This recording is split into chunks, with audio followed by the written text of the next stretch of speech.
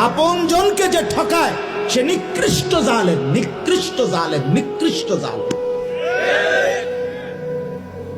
আপন স্ত্রীর মোহর যে আদায় করে না সে একদম নিম্নমানের মানুষ, একেবারে অসভ্য, একেবারে অসভ্য, একদম অসভ্য। এটা আপন স্ত্রীর মোহর যে দেয় না, আপন বোনের সম্পদ যে দেয় না, আপন ফুপুর সম্পদ যে দেয় না, আপন জনকে যে বঞ্চিত করে, বিশ্বাস করেন একেবারে নিকৃষ্ট অসভ্য লোক ছাড়ার কিচ্ছু নাই।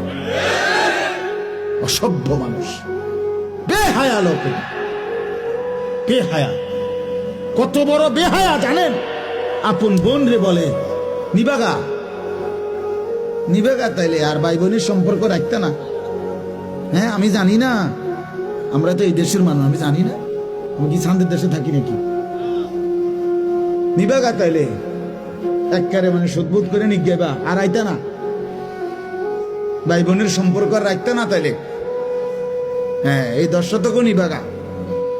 তার মানে কি বুঝাইতে চাইতেছে জালেমে? এই জালেম না, এই জালেম বুঝাইতে চাইতেছে বোন তুই আমার আপন বোন, আমার রক্তের বোন বাগিনা যদি আমার ঘরে খাইতে হয়, আমি ভাইয়ের ঘরে জমি দিয়ে খাইতে হবে। কি দিয়ে খাইতে হবে?